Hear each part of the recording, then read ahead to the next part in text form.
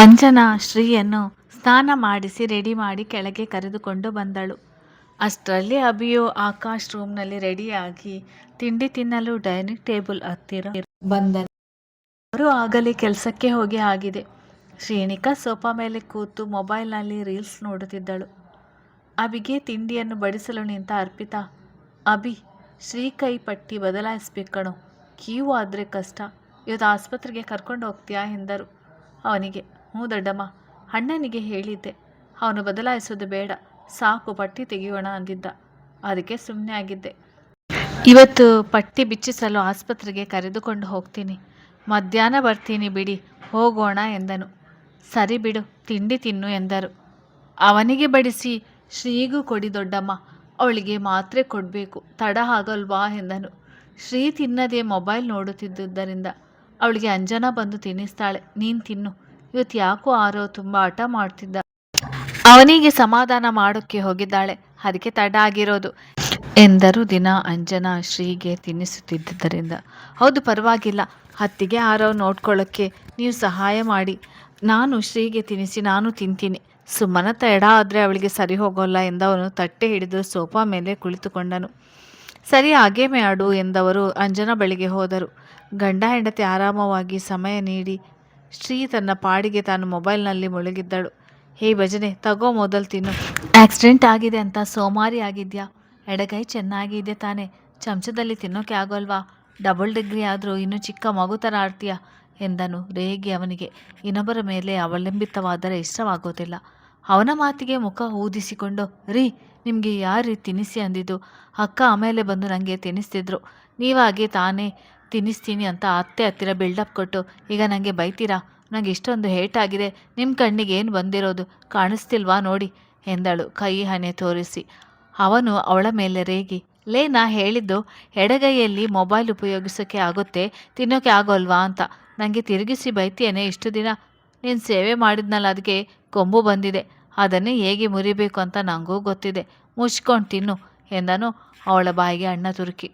ಹೇ ರೀ, ಮೊಬೈಲ್ ಇಟ್ಕೊಳ್ಳೋದೆ ಬೇರೆ, ಚಮಚ ಹಿಡಿಯೋದೇ ಬೇರೆ, ಎಡಗೈಲಿ ಯಾರಾದರೂ ಊಟ ಮಾಡ್ತಾರಾ ಹೇಳಿ, ನನಗೆ ಅಕ್ಕನೇ ಪ್ರೀತಿಯಿಂದ ತಿನ್ನಿಸ್ತಿದ್ರು, ನಾನು ತಿಂತಿದ್ದೆ, ನಿಮಗೇನು ಹುರಿ, ನೀವು ಬೇಕಾದರೆ ಕೇಳಿ ತಿನ್ನಿಸ್ಕೊಳ್ಳಿ, ಅದನ್ನು ಬಿಟ್ಟು ಇಲ್ಲಿ ನನ್ನ ಮೇಲೆ ಸವಾರಿ ಮಾಡೋಕ್ಕೆ ಬರಬೇಡಿ ಎಂದಳು ಅವನ ಮೇಲೆ ಕಿಡಿಕಾರುತ್ತಾ. ದುರುದುರು ನೋಡಿದವನು, ಉರಿನೇ, ಹೇ, ನಿನ್ನ ಮೊಬೈಲ್ ಆಕ್ಸಿಡೆಂಟ್ನಲ್ಲಿ ಹೊಡೆದು ಹೋಗಿತ್ತು ತಾನೆ, ಇದು ಯಾರದು ಮೊಬೈಲ್, ತುಂಬ ಬೆಲೆಯದು ಅನಿಸುತ್ತೆ, ಯಾರ್ದು ಇದು ಮೊಬೈಲ್, ನಿಜ ಹೇಳು, ಯಾರ ಹತ್ರ ಇಸ್ಕೊಂಡೆ, ನಿನ್ನೆ ನಿನ್ನ ಹತ್ರ ಇರಲಿಲ್ಲ, ಅವರಿವರ ಫೋನ್ ಯಾಕೆ ಇಸ್ಕೊಳ್ತೀಯಾ, ಇನ್ನೊಬ್ಬರ ಫೋನ್ನ ಮುಟ್ಟುದು ತಪ್ಪ ಅಂತ ಗೊತ್ತಿಲ್ವಾ ನಿಂಗೆ ಎಂದನು. ಅವಳು ಇಂದು ಬೆಳಿಗ್ಗೆಯಿಂದ ಫೋನ್ನಲ್ಲಿ ಮುಳುಗಿದ್ದು ನೋಡಿ, ನಾನೇನು ಇಸ್ಕೊಂಡಿಲ್ಲ, ಸನ್ನಿಧಿನೇ ತಂದು ಕೊಟ್ಲು, ಅವಳಿಗೆ ಅಂತ ಹೊಸ ಮೊಬೈಲ್ ಖರೀದಿ ಮಾಡಿ ನನಗೆ ಅವಳದ್ದು ಕೊಟ್ಲು, ನನಗೂ ಸದ್ಯಕ್ಕೆ ಒಬ್ಬಳೇ ಇದ್ದು ಬೇಸರ ಆಗೋದು, ಅದಕ್ಕೆ ಇಸ್ಕೊಂಡೆ, ಆಮೇಲೆ ವಾಪಸ್ ಕೊಡ್ತೀನಿ ಬಿಡಿ, ಏನಾಗೋಲ್ಲ ಎಂದಳು ಅವನ ಮಾತಿಗೆ. ಅದಕ್ಕೆ ತಕ್ಕೊಂಡ್ಯಾ, ತಲೆಯಲ್ಲಿ ಬುದ್ಧಿ ಇಲ್ವಾ ನಿಂಗೆ, ಯಾಕೆ ಹೀಗೆ ನನ್ನ ಹೊಟ್ಟೆ ಉರಿಸ್ತೀಯಾ, ಅವಳು ನಾನು ಕೊಟ್ಟಿರೋದು ಏನು ತಗೊಳ್ಳಲ್ಲ, ಏನು ಕೊಟ್ಟರು ವಾಪಸ್ ಕೊಡೋಕ್ಕೆ ಬರ್ತಾಳೆ, ನೀನು ನೋಡಿದರೆ ಅವಳ ಹತ್ರ ಹಲ್ಕಿರಿದು ಇಸ್ಕೊಂಡು ಬಂದಿದ್ಯಾ, ಸ್ವಲ್ಪನಾದರೂ ಸ್ವಾಭಿಮಾನ ಇರಬೇಕು ಶ್ರೀ ಎಂದನ ಅಸಮಾಧಾನದಿಂದ ಸನ್ನಿಧಿಯ ಬಳಿ ತೆಗೆದುಕೊಂಡದ್ದನ್ನು ಇಡಿಸದೆ. ನಾನು ಕೇಳಿಲ್ಲ ರೀ, ಅವಳೇ ಬಂದು ಕೊಟ್ಟು ಹೋದ್ಲು, ನಾನು ಬೇಡ ಅಂದೆ, ಅವಳೇ ನಾನು ಬೇರೆ ಅದು ತಕ್ಕೊಂಡೆ, ಇದನ್ನು ತಗೊಳ್ಳಿ ಅಂತ ಹಿಂಸೆ ಮಾಡಿ ಕೊಟ್ಟಳು, ಬೇಡ ಅಂದರೆ ಬೇಜಾರು ಮಾಡ್ಕೊಳ್ತಾಳೆ ಅಂತ ಇಸ್ಕೊಂಡೆ ಅಷ್ಟೇ, ಈಗ ಏನಾಯ್ತು ಅಂತ ಎಂದಳು ಗಂಡನ ಕೋಪದ ಅರಿವಿಲ್ಲದೆ ಮಾಮೂಲಿಯಾಗಿ. ಸಿಡಿಮಿಡಿಗೊಂಡವನು, ಏನಾಗಿಲ್ಲ ತಿನ್ನು, ನಿಂಗೆ ಏನು ಹೇಳಿ ಪ್ರಯೋಜನವಿಲ್ಲ, ಬೇಗ ಬೇಗ ಮುಗಿಸು, ನನಗೆ ಸಮಯ ಆಗುತ್ತೆ, ಹೊರಡಬೇಕು ಎಂದು ಕೋಪದಿಂದ ತುತ್ತು ಬಾಯಿಗೆ ತುಂಬುತ್ತಿದ್ದನು. ನನಗೆ ಸಾಕು ಬಿಡಿ, ನೀವು ಜಾಸ್ತಿ ಜಾಸ್ತಿ ತುರುಕ್ತಿದ್ದೀರಾ ಎಂದಳು ಮುನಿಸಿಕೊಂಡು. ಸರಿ, ಮಧ್ಯಾಹ್ನ ತಯಾರಾಗಿರು, ಬರ್ತೀನಿ, ಅವ್ರು ಕರೆದ್ರು ಇವರು ಕರೆದ್ರು ಅಂತ ನಂಗೆ ಹೇಳದೆ ಯಾರ ಜೊತೆ ಆದರೂ ಹೋದ್ರೆ ಸರಿ ಇರೋಲ್ಲ ಮಾಡು, ವಾರ್ನಿಂಗ್ ಕೊಡು ಅಂತ ಹೇಳಿ ಆಫೀಸ್ಗೆ ಹೋದನು. ಅವನ ಮಾತಿಗೆ ಕಿವಿ ಕೊಡದೆ ಮೊಬೈಲ್ ಕಡೆ ಗಮನ ನೀಡಿದಳು ಶ್ರೀನಿಕಾ. ಇತ್ತ ನೂತನ ಆಸ್ಪತ್ರೆಯಲ್ಲಿ ರೇಗಿ ಮಾತನಾಡಿದ್ರಿಂದ ಬೇಸರಗೊಂಡು ತನ್ನ ಕೆಲಸಕ್ಕೆ ವಿದಾಯ ಹೇಳಲು ಬಂದಿದ್ದಳು ನಯನ. ಅವಳೇನೋ ಬಡವಿಯಲ್ಲ, ಪ್ರೀತಿಸಿದವನಿಗೋಸ್ಕರ ಸಮಯ ಕಳೆಯಲು ಬಂದಿದ್ದಳು. ಈಗ ಅವನಿಂದಲೇ ನೋವಾಗಿ ಕೆಲಸ ಬಿಡಲು ನಿರ್ಧರಿಸಿದಳು. ಆಸ್ಪತ್ರೆ ಡೀನ್ ಚೇಂಬರ್ಗೆ ಬಂದವಳು ರೆಸಿಗ್ನೇಷನ್ ಕೊಟ್ಟಳು. ವಾಟ್ ಹ್ಯಾಪೆಂಡ್ ನಯನ, ಕೆಲಸ ಯಾಕೆ ಬಿಡ್ತಿದ್ದೀರಾ, ಏನಾಯ್ತು ಎಂದರು. ಡೀನ್ ನೂತನ್ ಸ್ನೇಹಿತ ಜೊತೆಗೆ ನಯನಳಿಗೂ ಆತ್ಮೀಯನೇ, ನಥಿಂಗ್ ಸರ್. ನಂಗೆ ಕೆಲಸ ಮಾಡುವ ಮನಸ್ಸಿಲ್ಲ. ಯಾರಿಗಾದ್ರೂ ಅವಶ್ಯಕತೆ ಇರುವ ಅಂಥವರಿಗೆ ಈ ಕೆಲಸ ಕೊಡಿ. ಉಪಯೋಗ ಆಗುತ್ತೆ. ನಂಗೆ ಬೇಡ ಎಂದಳು ನಯನ ಖಡಾಖಂಡಿತವಾಗಿ. ಓಕೆ. ಆದ್ರೆ ನೀವು ಕೆಲ್ಸಕ್ಕೆ ಸೇರಿ ಇನ್ನೂ 1 ವರ್ಷನೂ ಆಗಿಲ್ಲ ನಯನ. ಇನ್ನೊಂದೆರಡು ತಿಂಗಳು ಮಾಡಿ ಮುಗಿಸಿ ಬಿಡಿ. ಇಲ್ಲದಿದ್ರೆ ನಿಮ್ ಸ್ಥಾನಕ್ಕೆ ಬೇರೆಯವರು ಬರೋವರೆಗೂ ನಮಗೆ ಇಲ್ಲಿ ಕಷ್ಟ ಆಗುತ್ತೆ ಎಂದವರು ನಿಜವನ್ನೇ ಹೇಳಿದರು. ಜೊತೆಗೆ ಅವಳ ರೀತಿ ನರ್ಸ್ ಕಳೆದುಕೊಳ್ಳಲು ಇಷ್ಟವಿರದೆ ಯೋಚಿಸಿದವಳು, ಸರಿ ಸರ್, 2 ತಿಂಗಳು ಮಾಡ್ತೀನಿ ಬಿಡಿ ಎಂದಳು. ತನ್ನಿಂದ ರೋಗಿಗಳಿಗೆ ತೊಂದರೆ ಆಗದಿರಲಿ ಎಂದು ಒಪ್ಪಿಕೊಂಡು ಹೋದಳು. ಅವಳತ್ತ ಹೋಗಿದ್ದೆ. ಹಲೋ ನೂತನ್, ಕರೆ ಮಾಡಿದನು ಡೀನ್ ಕಮ್ ಡಾಕ್ಟರ್ ವೈಭವ್. ಹಾ ಹೇಳು ಎಂದ ನೂತನ್. ನೀನು ನರ್ಸ್ ಕೆಲ್ಸಕ್ಕೆ ಅಂತ ನಮ್ಮ ಆಸ್ಪತ್ರೆಗೆ ಸೇರಿಸಿದ್ರಲ್ಲ ನಯನ ಅಂತ, ಅವ್ರೀಗ ಕೆಲ್ಸ ಬಿಡ್ತೀನಿ ಅಂತ ಹೇಳ್ತಿದ್ದಾರೆ. ಕಾರಣ ಹೇಳ್ತಿಲ್ಲ. ಈಗ ಏಕಾಏಕಿ ಕೆಲ್ಸ ಬಿಟ್ರೆ ನಮ್ಗೆ ತೊಂದರೆ ಆಗುತ್ತೆ ಅಂತ ನಾನ್ ಹೇಳಿದ್ದೀನಿ. ನೀನು ಒಂದ್ಸರಿ ಕಾರಣ ಕೇಳಿ ಒಪ್ಪಿಸು. ಆಕೆ ನಿಜಕ್ಕೂ ಒಳ್ಳೆಯ ನರ್ಸ್ ಎಂದರು. ವೈಭವ್ ಆಕೆಯ ಲವಲವಿಕೆಯಿಂದ ಎಲ್ಲಾ ರೋಗಿಗಳ ಜೊತೆ ಒಡನಾಟದಿಂದ ಇರುವುದರಿಂದ ಆಕೆ ಆಸ್ಪತ್ರೆಗೆ ಮುಖ್ಯ ಎನಿಸಿತು. ಹೌದು, ನಂಗೆ ಈ ವಿಷಯ ಗೊತ್ತಿರ್ಲಿಲ್ಲ. ನಾನು ಅವಳ ಜೊತೆ ಮಾತಾಡ್ತೀನಿ. ಬಿಡು, ನೀನೇನು ವರಿ ಆಗ್ಬೇಡ. ಅವಳು ಕೆಲ್ಸ ಬಿಡೋಲ್ಲ ಎಂದನು ನೂತನ್ ನಿರ್ಧರಿತ ಧ್ವನಿಯಲ್ಲಿ. ಸರಿ ಮಗ, ಬಾಯ್ ಎಂದವನು ರೌಂಡ್ಸ್ಗೆ ನಡೆದನು. ವೈಭವ್ ಅವನಿಗೆ ನಯನ ನೂತನ್ ವಿಷಯ ಮೊದಲೇ ತಿಳಿದುಕೊಂಡಿರುವುದರಿಂದ ಪಲ್ಲವಿಯನ್ನು ಡಿಸ್ಚಾರ್ಜ್ ಮಾಡಿಸಿಕೊಂಡು ಮನೆಗೆ ಕರೆದುಕೊಂಡು ಹೋಗಲು ಬಂದಿದ್ದನು ವರುಣ್. ಅವಳ ಪೂರ್ತಿ ಆಸ್ಪತ್ರೆಯ ಹಣವನ್ನು ಪಾವತಿಸಿದ. ಅವಳ ಬಗ್ಗೆ ಯಾವ ಮಾಹಿತಿಯೂ ಆಚೆ ಹೋಗದಂತೆ ಕಟ್ಟುನಿಟ್ಟಿನ ಆದೇಶ ನೀಡಿದವನು ಪಲ್ಲವಿಯನ್ನು ಅಭಿಮನ್ಯು ಅಪ್ಪನೆ ಪಡೆದು ವರ್ಮಾ ಮನೆಯವರ ಜೊತೆ ಇರಿಸಲು ನಿರ್ಧಾರ ಮಾಡಿದ್ದ. ವಾರ್ಡಿನ ಬಳಿ ಬಂದವನು, ಪಲ್ಲವಿ, ನೀವು ನಿಮ್ಮ ವಸ್ತುಗಳೇನಾದ್ರೂ ತೆಗೆದುಕೊಳ್ಳುವ ಆಗಿದ್ರೆ ತಗೊಳ್ಳಿ. ಯಾಕೆಂದ್ರೆ ಮತ್ತೆ ನಿಮ್ಮನ್ನು ಈ ಕೇಸ್ ಮುಗಿಯೋವರೆಗೂ ಹೊರಗಡೆ ಬಿಡಲ್ಲ. ಈಗ್ಲೇ ಏನ್ ಬೇಕಾದ್ರೂ ಕೇಳಿ ತಗೊಳ್ಳಿ, ಸಂಕೋಚ ಪಟ್ಕೋಬೇಡಿ ಎಂದನು ವರುಣ್. ನನ್ನ ವಸ್ತುಗಳೆಲ್ಲ ಆಶ್ರಮದಲ್ಲಿ ಇದ್ದಾವೆ ಸರ್. ಇಲ್ಲಿ ಏನೂ ಇಲ್ಲ. ನಂಗೆ ಆಕ್ಸಿಡೆಂಟ್ ಆದ ಜಾಗದಲ್ಲಿ ನನ್ನ ವ್ಯಾನಿಟಿ ಬ್ಯಾಗ್ ಇತ್ತು ಅನ್ಸುತ್ತೆ. ಅದರಲ್ಲಿ ನನ್ನ ಫೋನ್, ಕೆಲವು ಪೇಪರ್ಸ್ ಇತ್ತು ಸರ್, ಅಷ್ಟೇ. ಇನ್ನೆಲ್ಲ ಆಶ್ರಮದಲ್ಲಿದೆ ಎಂದು ಯೋಚನೆ ಮಾಡಿ. ಸರಿ ಬಿಡಿ, ನೀವು ಸಿಕ್ಕ ಜಾಗದಲ್ಲಿ ಏನೂ ಇರಲಿಲ್ಲ. ನಿಮ್ ಡಾಕ್ಯುಮೆಂಟ್ಸ್ ಎಲ್ಲ ನಾನು ತನಿಖೆ ಮಾಡೋಕೆ ಹೋದಾಗ ತಕೊಂಡ್ ಬರ್ತೀನಿ. ನೀವತ್ತೆ ಆಶ್ರಮಕ್ಕೆ ಹೋಗೋದು ಬೇಡ. ಕೇಸ್ ಮುಗಿದ ಮೇಲೆ ಬೇರೆ ಕಡೆ ನಿಮ್ ಜೀವನ ಆರಂಭಿಸಿ. ಅದಕ್ಕೆ ಬೇಕಾದ ವ್ಯವಸ್ಥೆ ನಾನು ಮಾಡುವೆ, ಸರಿನಾ ಎಂದನು. ಮತ್ತೆ ನೆನಪುಗಳು ಕಾಡದಿರಲಿ ಎಂದು. ನಿಮ್ಮಿಂದ ತುಂಬಾ ಸಹಾಯ ಆಗ್ತಿದೆ ಸರ್. ನಿಮ್ಮ ಋಣನು ನಾನು ಯಾವತ್ತೂ ಮರೆಯುವುದಿಲ್ಲ ಎಂದಳು ಪಲ್ಲವಿ ಕಣ್ಣು ತುಂಬಿಕೊಂಡು ಕೈ ಮುಗಿದು. ಇದೆಲ್ಲ ಬೇಡ. ನಾನೊಬ್ಬ ಅಧಿಕಾರಿಯಾಗಿ ಇದು ನನ್ನ ಜವಾಬ್ದಾರಿ. ಇದರಲ್ಲಿ ಋಣದ ಮಾತೆಲ್ಲ ಯಾಕೆ? ನೀವು ಹುಷಾರಾಗುವ ಕಡೆ ಗಮನ ಹರಿಸಿ ಎಂದವನು ಡಾಕ್ಟರ್ ಜೊತೆ ಮಾತನಾಡಲು ಹೋದನು. ಎದುರಿಗೆ ಬರುತ್ತಿದ್ದ ನಯನನ ನೋಡಿ ಕಿರುನಗೆ ಬೀರಿದನು. ಆದ್ರೆ ಅವಳು ನಗಲಿಲ್ಲ. ನಿರ್ಲಕ್ಷ್ಯ ಮಾಡಿ ಮುಂದೆ ಹೋದಳು. ಇವಳಿಗೆ ಏನಾಯ್ತು ಎಂದುಕೊಂಡು ಹೋದನು ವರುಣ್. ಹಾಯ್ ಪಲ್ಲು, ಎಲ್ಲಿಗೆ ಹೊರಟೆ? ನಿಮ್ ಮನೆಯವರು ಬಂದಿದ್ದಾರಾ? ಎಲ್ಲಿ ಎಂದಳು ನಯನ. ಪಲ್ಲವಿ ಇದ್ದ ವಾರ್ಡ್ಗೆ ಬಂದು. ಯಾರು ಬಂದಿಲ್ಲ ನಯನ, ನನ್ನ ವರುಣ್ ಸರ್ ಅವರ ಮನೆಗೆ ಕರ್ಕೊಂಡು ಹೋಗ್ತಿದ್ದಾರೆ. ಒಂದು ಕೇಸ್ ಇದೆ, ಅದು ಮುಗಿಯೋವರೆಗೆ ಅಲ್ಲೇ ಇರ್ಬೇಕು ಅಂತ ಎಂದಳು ಮುಜುಗರದಿಂದ. ಓ ಹೌದು, ಒಳ್ಳೆಯದೇ ಬಿಡು. ಅವರ ಮನೆಯಲ್ಲೇ ಇರು. ಅವರೆಲ್ಲ ಒಳ್ಳೆಯ ವ್ಯಕ್ತಿಗಳು, ನಿನ್ನ ಚೆನ್ನಾಗಿ ನೋಡ್ಕೊಳ್ತಾರೆ. ಹೆದರ್ಬೇಡ. ನಿಂಗೆ ಏನಾದ್ರೂ ಸಹಾಯ ಬೇಕಿದ್ರೆ ಅಲ್ಲಿ ಅಭಿಮನ್ಯು ವರ್ಮಾ ಅಂತ ಇರ್ತಾರೆ, ಅವ್ರ ಹತ್ರ ಕೇಳು ಆಯ್ತಾ. ನಾನು ಆಗಾಗ ಅಲ್ಲಿಗೆ ಬರ್ತೀನಿ. ಹುಷಾರ್. ನಿಂಗೆ ಏನಾದ್ರೂ ಬೇಕಾದಾಗ ನನ್ನ ನೆನಪಿಸ್ಕೊ ಎಂದಳು ಅಭಯ ನೀಡುವಂತೆ ಭರವಸೆ ನೀಡಿ. ಸರಿ ನಯನ, ನಿನ್ನ ಪರಿಚಯ ಆಗಿದ್ದು ತುಂಬಾ ಸಂತೋಷ ಆಯ್ತು ಎಂದಳು ನಗು ಮುಖದಿಂದ. ನಂದು ಸೇಮ್ ಫೀಲಿಂಗ್ ಎಂದಳು ನಯನ ಪಲ್ಲವಿಯ ಕೆನ್ನೆಗಿಲ್ಲಿ. ಏನೇ ನಾಯಿ ಮರಿ, ಯಾಕೆ ನಿನ್ ಲವರ್ನ ಫೋನ್ ರಿಸೀವ್ ಮಾಡ್ತಿಲ್ಲ? ಅವ್ನು ನಂಗೆ ಫೋನ್ ಮಾಡಿದ್ದಾನೆ, ತಗೋ ಅದೇನೋ ಕೇಳು ಎಂದನು. ಆಗ ತಾನೇ ಬಂದ ವರುಣ್ ನಯನನ ಎದುರಿಗೆ ಫೋನ್ ಹಿಡಿದು ಅವನ ಫೋನ್ ತೆಗೆದುಕೊಳ್ಳದೆ, ನಾನು ಫೋನ್ನಲ್ಲಿ ಮಾಡ್ತೀನಿ ಎಂದವಳು ಮೂತಿ ತಿರುವಿ ಹೊರ ನಡೆದಳು. ಯಾಕೆ ನೀವು ಅಕ್ಕಂಗೆ ನಾಯಿ ಅನ್ನೋದು? ಪಾಪ ಬೇಜಾರಾದರೂ ಅನ್ಸುತ್ತೆ ಎಂದಳು ಪಲ್ಲವಿ ಕಾಳಜಿಂದ. ಅಯ್ಯೋ, ಅಷ್ಟೊಂದು ಎಲ್ಲ ಕತೆ ಇಲ್ಲ. ಅವಳ ಹೆಸರು ನಯನ ಅಲ್ವಾ, ಅದಕ್ಕೆ ಅವಳ ಹುಡುಗ ನಾಯಿ ನಾಯಿ ಅಂತಾನೆ ಪ್ರೀತಿಯಿಂದ, ಅಷ್ಟೇ, ಇನ್ನೇನಿಲ್ಲ. ಅದವಳ ಪೆಟ್ ನೇಮ್ ಎಂದನು ನಸುನಗುತ್ತಾ. ಹೌದಾ, ಸರಿ ಬಿಡಿ. ಯಾರವರ ಲವರ್, ನಿಮ್ಗೆ ಗೊತ್ತಾ ಅವರು ಎಂದನು. ಅವನ ಸಲಿಗೆ ನೋಡಿ. ನಮ್ಮನೆಗೆ ಹತ್ತಿರವಾದವನು, ನೂತನ್ ಅಂತ. ಯಾವಾಗಲಾದ್ರೂ ತೋರಿಸ್ತೀನಿ ಬಿಡಿ ಬಂದಾಗ ಎಂದನು ತಾನು ಅವಳ ಜೊತೆ ಆತ್ಮೀಯವಾಗಿ ಮಾತನಾಡುತ್ತಾ. ವರನ್ ನೂತನ್ ಫೋನ್ ಮಾಡಿದ್ದನ್ನು ಎಂದು ನಯನ ಬಳಿ ಹೇಳಿದ್ದರಿಂದ ಅವಳ ಬಳಿಯಿಂದ ಹೊರಗೆ ಬಂದು ನೂತನ್‌ಗೆ ಕರೆ ಮಾಡಿದಳು ನಯನ. ಅವನ ಕರೆ ಮಾಡಿದ ಉದ್ದೇಶ ತಿಳಿದಿದ್ದರಿಂದ ಸುಮ್ಮನೆ ಇದ್ದಳು. ಜಾಸ್ತಿ ತಲೆ ಕೆಡಿಸಿಕೊಳ್ಳದೆ ಈಗ ಅವಳಿಗೂ ಮಾತನಾಡಲೇಬೇಕು ಎನಿಸಿದ್ದರಿಂದ ತಾನೇ ವಾಪಸ್ ಕರೆ ಮಾಡಿದ್ದಳು. ಅತ್ತ ಅವಳ ಕರೆ ಸ್ವೀಕರಿಸಿದ ನೂತನ್. ಹಲೋ ನಯಾ ಎಂದನು ಮೆಲ್ಲುವಾಗಿ. ಪ್ರೀತಿಯಿಂದ ಅವಳು ಕರೆ ಸ್ವೀಕರಿಸಿದ್ದಾಗಲೇ ಅವಳಿಗೆ ಕೋಪ ಬಂದಿದೆ ಎಂದು ತಿಳಿದಿತ್ತು. ಏನು ಎಂದಳು ಅಸಮಾಧಾನದಲ್ಲಿ. ಏನೇ ಹಾಗೆ ಕೇಳ್ತಿದ್ಯಾ? ತಿಂದಿದ್ದು ಜಾಸ್ತಿ ಆಯ್ತಾ ಎಂದನು ಅವನು ರೇಗಿದಂತೆ. ಹ್ಞೂ ಆಗಿದೆ, ಏನೀಗ ಎಂದಳು ತಾನು ಕಡಿಮೆ ಇಲ್ಲ ಎಂಬಂತೆ. ಏನಿಲ್ಲ, ಕೆಲ್ಸ ಬಿಡ್ತೀನಿ ಅಂದ್ಯಂತೆ, ಯಾಕೆ ಎಂದನು. ಅವನು ಸಮಯಕ್ಕೆ ಬೆಲೆ ಕೊಡುವವನು, ಅನವಶ್ಯಕ ಮಾತಿಗೆ ಆಸ್ಪದ ಕೊಡಲಾರ. ನಂಗೆ ಇಷ್ಟ ಇಲ್ಲ ಅದಕ್ಕೆ ಎಂದಳು ಒಂದೇ ಮಾತಲ್ಲಿ. ನಿನ್ನ ಇಷ್ಟ ಯಾರು ಕೇಳಿದ್ದು? ತೆಪ್ಪಗೆ ಹೋಗಿ ಬರುವುದು ಕಲಿ ಎಂದನು ಅವನು ಅಧಿಕಾರವಾಣಿಯಿಂದ. ಇಲ್ಲಿ ಕೆಲಸ ಮಾಡುವವಳು ನಾನು, ಕೆಲಸ ಮಾಡೋದು ಬಿಡೋದು ನನ್ನಿಷ್ಟ ಎಂದಳು ಅದೇ ಗರ್ವದಿಂದ. ನಿನ್ನೆ ಯಾಕೆ ಫೋನ್ ಮಾಡ್ಲಿಲ್ಲ ಎಂದನು ತಾನೇ ಪ್ರಶ್ನೆ ಬದಲಾಯಿಸಿ. ನೀನು ಬ್ಯುಸಿಯಾಗಿರುವೆ ಅನ್ಕೊಂಡಿದ್ದೆ ಎಂದಳು. ಅವಳದು ಇಂದು ಚಿಟುಕು ಉತ್ತರ. ನಾನು ಫೋನ್ ಮಾಡಿದಾಗ ಯಾಕೆ ರಿಸೀವ್ ಮಾಡ್ಲಿಲ್ಲ ಎಂದನು ಅವಳ ಅಸಡ್ಡೆಯ ಮಾತುಗಳಿಗೆ ರೂಸಿ ಹೋಗಿ. ನಾನು ಬ್ಯುಸಿ ಇದ್ದೆ ಮತ್ತೆ ಚುಟುಕಾಗಿ ಉತ್ತರಿಸಿ ಬಿಡುತ್ತಿದ್ದಳು. ಈಗ ಏನ್ ಬಂತು ನಿಂಗೆ? ಸಡನ್ ಆಗಿ ವಿಚಿತ್ರವಾಗಿ ಆಡ್ತಿದ್ಯಲ್ಲ ಎಂದನು ಅಣಗಿಸಿದಂತೆ ಫೋನ್ ಮಾಡಿ. ಒಂದಕ್ಕೆ 1000 ಮಾತನಾಡುವವಳು ಇಂದು ಪದದಲ್ಲೇ ಉತ್ತರಿಸುವ ರೀತಿಗೆ. ಯಾವಾಗ ಮದುವೆ ಆಗೋಣ ಎಂದಳು ತನಗೇನು ಕೇಳಿಸಿಲ್ಲ ಎಂಬಂತೆ. ವಾಟ್ ಎಂದನು ಕಿರಿಚಿದಂತೆ. ಇದಂತೂ ಆತ ಊಹಿಸಿರ್ಲಿಲ್ಲ. ನನ್ನ ಯಾವಾಗ ಮದ್ವೆ ಆಗ್ತೀರಾ ಅಂತ ಕೇಳಿದೆ ಎಂದಳು ಮತ್ತೆ ಅದೇ ಶಾಂತ ಧ್ವನಿಯಲ್ಲಿ. ಈಗೇನ್ ಅವಸರ, ಆಗುವಾಗ ಆದ್ರೆ ಆಯ್ತು ಬಿಡು ಎಂದನು ಜಾಸ್ತಿ ತಲೆ ಕೆಡಿಸಿಕೊಳ್ಳದೆ. ಅದೇ ನಾನ್ ಕೇಳ್ತಾ ಇರೋದು, ಯಾವಾಗ ನಮ್ಮ ಮನೆಗೆ ಬಂದು ಮಾತಾಡ್ತೀರಾ ಅಂತ ಎಂದಳು ಬಿಡದೆ ಹಠ ಹಿಡಿದು.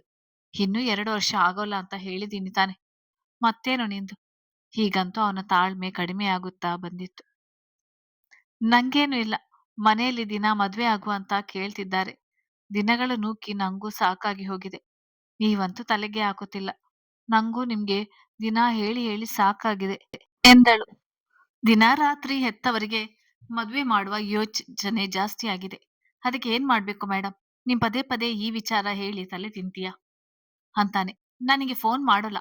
ಇವತ್ತು ಕೆಲಸದ ಬಗ್ಗೆ ಕೇಳೋಕೆ ಅಂತ ಫೋನ್ ಮಾಡಿದ್ರೆ ಮತ್ತೆ ಅದೇ ರಾಗ ನಿಂದು ಎಂದನು ಕೋಪದಿಂದ ತಾಳ್ಮೆ ಕಳೆದುಕೊಂಡು. ಅವಳು ಈ ಬಾರಿ ಕೋಪಗೊಂಡವಳು. ಈ ವಿಚಾರ ನಿಮ್ಗೆ ಹೇಳದೆ ಇನ್ಯಾರಿಗೆ ಹೇಳಿ? ನಿಮಗಂತೂ 4 ಜನರ ಎದುರಿಗೆ ನನ್ನ ಲವ್ವರ್ ಅಂತ ಪರಿಚಯ ಮಾಡಿಸೋಕೆ ಆಗೋಲ್ಲ. ಮನೆಯಲ್ಲಿ ಬಂದು ಮಾತನಾಡೋಕ್ಕೂ ಆಗೋಲ್ಲ. ನಾನೇ ಮಾತನಾಡ್ತೀನಿ ಅಂದ್ರೆ ಅದಕ್ಕೂ ಬೇಡ ಅಂತೀರಾ? ಮತ್ತೆ ಪ್ರೀತಿ ಯಾಕೆ ಮಾಡ್ಬೇಕಾಗಿತ್ತು ಎಂದಳು.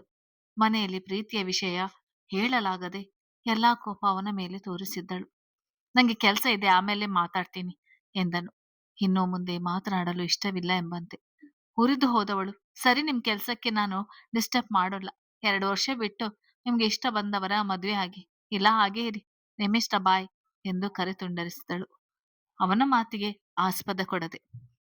ಮಧ್ಯಾಹ್ನದ ಸಮಯಕ್ಕೆ ಆಫೀಸ್ ಮುಗಿಸಿ ಮನೆಗೆ ಬಂದ ಅಭಿಮನ್ಯು ಶ್ರೀನಿಕನ ಆಸ್ಪತ್ರೆಗೆ ಕರೆದುಕೊಂಡು ಹೋಗಿದ್ದನು. ಆಕಾಶ್ ಸ್ವತಃ ತಾನೇ ಪರೀಕ್ಷಿಸಿ ನೋಡಿ ಪಟ್ಟಿ ತೆಗೆದಿದ್ದ. ಜೊತೆಗೆ ಅವಳ ಆರೋಗ್ಯ ಪರೀಕ್ಷೆ ಮಾಡಿಸಿ ಅವಳಿಗೆ ಇಷ್ಟವಾಗುವ ಕಡೆ ಊಟ ಮಾಡಿಸಿ ಶಾಪಿಂಗ್ ಕರೆದುಕೊಂಡು ಬಂದಿದ್ದನು ಅಭಿ. ದೊಡ್ಡದೊಂದು 15 ಮಹಡಿಯ ಕಟ್ಟಡದ ಮುಂದೆ ಕಾರು ನಿಲ್ಲಿಸಿದವನು. ರೀ, ಇದೇನು ಇಷ್ಟೊಂದು ದೊಡ್ಡ ಮಾಲ್ ಇದು? ಬ್ಯಾಂಗ್ಳೂರಲ್ಲಿ ಈ ಮಾಲ್ ಇದೆ ಅನ್ನೋದೇ ನಂಗೆ ಗೊತ್ತಿರ್ಲಿಲ್ಲ ನೋಡಿ. ಹಬ್ಬಾ, ಇದೇ ನೋಡಕ್ಕೆ 1 ದಿನ ಬೇಕು ಎಂದಳು ಶ್ರೀ ಕಣ್ಣರಳಿಸಿ. ಇದು ನೀನು ಓಡಾಡುವ ದಾರಿಯಲ್ಲಿ ಇಲ್ಲ, ಅದಕ್ಕೆ ನೀನು ನೋಡಿಲ್ಲ. ಬಾ, ಏನಾದ್ರೂ ಬೇಕಾದ್ರೆ ತಗೋ ಎಂದವಳ ಕೈ ಹಿಡಿದು ಒಳಗೆ ಕರೆದುಕೊಂಡು ಹೋದನು. ನಂಗೇನು ಬೇಡ ರೀ. ಅದು ಅಲ್ದೆ ಇಲ್ಲಿ ತುಂಬಾ ಜಾಸ್ತಿ ಬೆಲೆ ಇದೆ ಅನ್ಸುತ್ತೆ ನೋಡಿ. ಇಲ್ಲಿ ಇದೊಂದು ಚಿಕ್ಕ ಪ್ಲಾಸ್ಟಿಕ್ ಬಾಟಲ್ಗೆ 200 ರೂಪಾಯಿ ಹಾಕಿದ್ದಾರೆ. ಇದಕ್ಕಿಂತ ಹೊರಗಡೆ ಕಡಿಮೆ ಬೆಲೆಗೆ ಒಳ್ಳೆ ಬಾಟಲ್ ಸಿಗ್ತದೆ ಎಂದಳು ನೋಡುತ್ತಾ ಹೋದಂತೆ ಅಲ್ಲೊಂದು ಪುಟ್ಟ ಬಾಟಲ್ ಹಿಡಿದು. ಶ್ರೀ, ಸುಮ್ನೆ ಏನ್ ಬೇಕೋ ತಗೋ, ಹಣ ನಾನ್ ಕೊಡೋದು. ನಿಂಗೇನು ಸಮಸ್ಯೆಯಾ ತಗೊಳಕ್ಕೆ?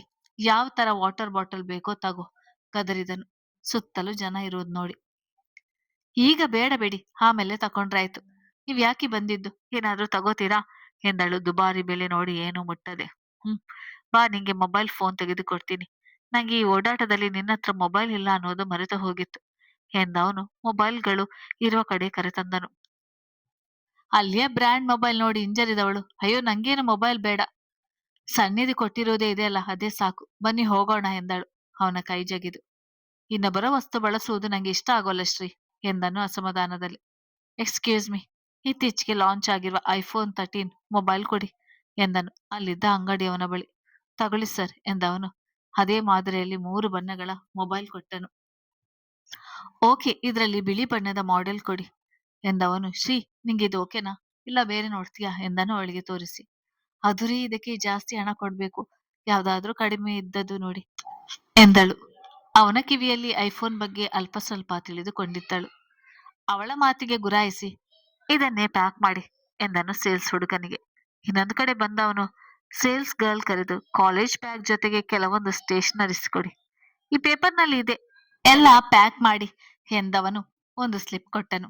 ರೀ, ಇದೆಲ್ಲ ಯಾಕೆ ತಗೊಳ್ತಿದ್ದೀರಾ, ಬನ್ನಿ ಹೋಗೋಣ ಎಂದಳು ಶ್ರೀ. ಅವನ್ ಕೊಟ್ಟ ಪೇಪರ್ ನೋಡೆ ಅದು ಅವಳಿಗಾಗಿ ಎಂದು ಅರ್ಥ ಆಗಿತ್ತು. ಶ್ರೀ, ನೀನ್ ನಾಳೆಯಿಂದ ಕಾಲೇಜ್ಗೆ ಹೋಗ್ತಿದ್ಯಾ, ಅದಕ್ಕೆ ಇದೆಲ್ಲ ನೀನು ಕೇಳದಿದ್ರು ನಂಗೆಲ್ಲ ಗೊತ್ತಾಗುತ್ತೆ. ಈಗ ಸುಮ್ನೆ ನಡಿ, ಇವರೆಲ್ಲ ತೆಗೆದು ಪ್ಯಾಕ್ ಮಾಡಿ ಎತ್ತಿಡ್ತಾರೆ, ಬಾ ಸ್ವಲ್ಪ. ಒಂದು ಮಾಲಿಂದ ಹೊರ ಬಂದು ಜ್ಯುವೆಲರಿ ಶಾಪ್ಗೆ ಎಳೆದುಕೊಂಡು ಹೋದನು. ಮತ್ತೆಲ್ಲಿಗೆ, ನಂಗೆ ಸುಸ್ತಾಗಿದೆ ಎಂದಳು. ಅವನು ಒಂದೇ ಸಮನೆ ಸುತ್ತಾಡಿಸುವುದು ನೋಡಿ, ಹೋಗೋಣ ಬಾ, ಇದೊಂದು ಲಾಸ್ಟ್ ಎಂದನು ಅವಳ ಓಲೈಸಿ. ಒಂದು ಕಡೆ ಕುಳಿತವನು ದಿನಾ ಕಾಲೇಜ್ಗೆ ಹಾಕೋಕೆ ಅಂತ ಉಂಗುರಗಳು, ಸಾಧಾರಣ ಹೋಳಿ ತೋರಿಸಿ, ಹೊಸ ಡಿಸೈನ್ ನಲ್ಲಿ ತೋರಿಸಿ.